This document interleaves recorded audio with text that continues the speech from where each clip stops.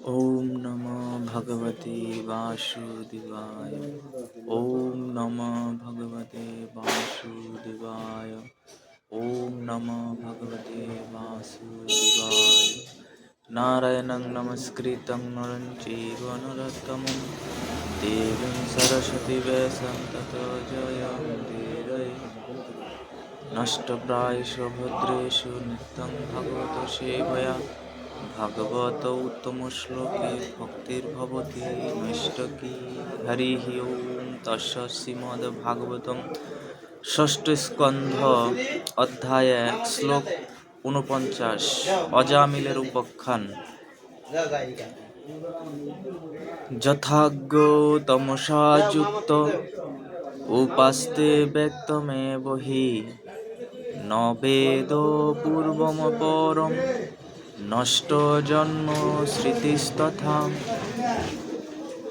অনুবাদ: নিদ্রাভিভূত ব্যক্তি যেমন তার স্বপ্নদৃষ্ট শরীরকে তার নিজের স্বরূপ বলে মনে করে, ঠিক তেমনি জীব তার পূর্বকৃত পুণ্য অথবা পাপকর্ম অনুসারে প্রাপ্ত বর্তমান শরীরটিকে তার স্বরূপ বলে মনে করে এবং তার অতীত অথবা ভবিষ্যৎ জীবন সম্বন্ধে কিছুই জানতে পারে না। তাৎপর্য: জগৎগুরু শ্রীল প্রভুপাদ কি জয়। মানুষ তার পূর্বজীবনের কর্ম অনুসারে ত্রিতাপ দুঃখ জর্জরিত বর্তমান পাঞ্চভৌতিক শরীরটি কিভাবে লাভ করেছে তা না জানার ফলে সে পাপকর্মে লিপ্ত হয়। সেই সম্বন্ধে শ্রীমদ্ ভাগবতে পঞ্চম স্কন্ধের ৫ম অধ্যায়ে ৪ শ্লোকে ঋষভদেব বলেছেন, নূনম প্রমত্ত কুরুতে বিকর্ম। ইন্দ্রিয় তৃপ্তি সাধনে উন্মত্ত ব্যক্তি পাপকর্ম করতে দ্বিধা করে না। যৎ ইন্দ্রিয় প্রীতয় আপ্রুণতে, সে কেবল তার ইন্দ্রিয় সুখ ভোগের জন্য পাপ আচরণ করে। ন সাধু মন্যে, তা ভালো নয়।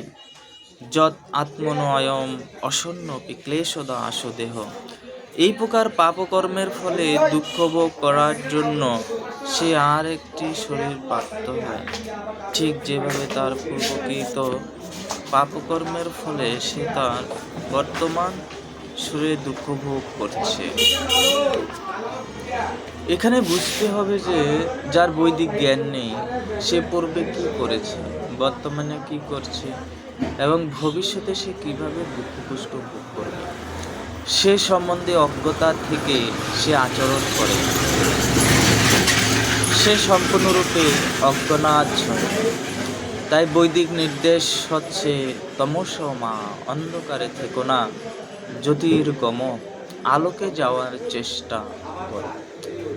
আলোক বা জ্যোতি হচ্ছে বৈদিক জ্ঞান, যা সত্যগুণে উন্নীত হওয়ার ফলে বা শ্রী গুরুদেব এবং ভগবানের সেবায় যুক্ত হওয়ার ফলে সত্যগুণ অতিক্রম করার দ্বারা হৃদয়ঙ্গম করা যায়। তা শ্বেতসত্তর উপনিষদে 6:23 বর্ণিত হয়েছে।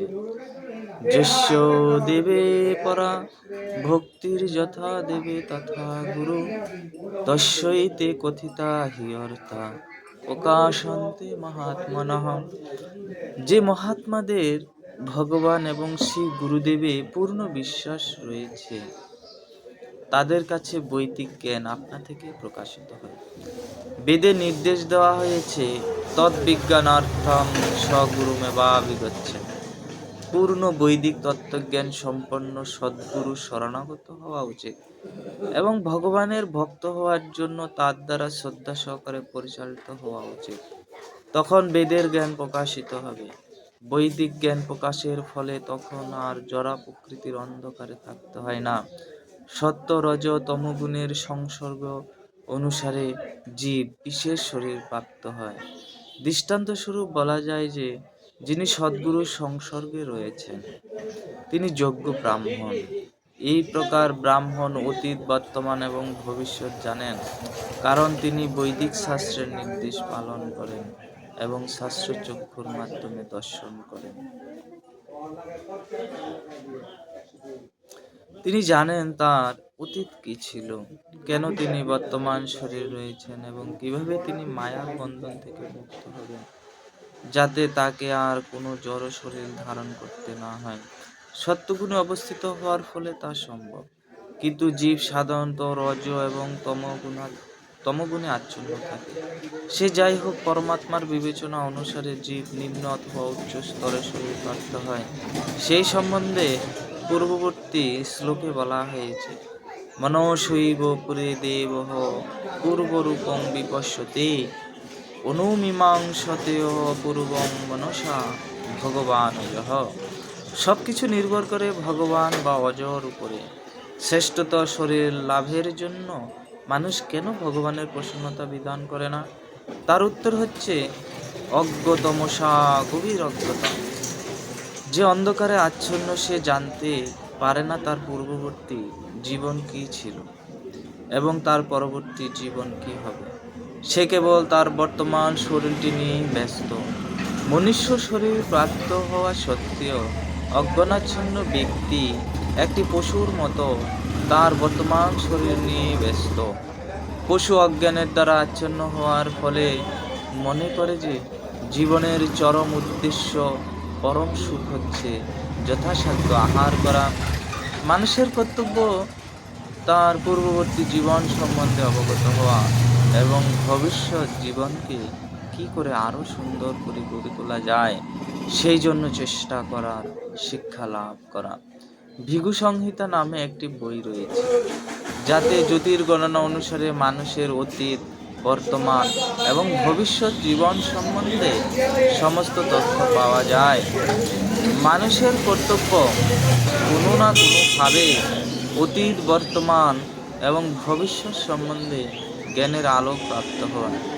যে কেবল তার বর্তমান শরীর নিয়ে ব্যস্ত এবং যতখানি সম্ভব ইন্দ্রিয় সুখ ভোগের প্রচেষ্টায় রত, সে তমগুণের দ্বারা আচ্ছন্ন বলে বুঝতে হবে।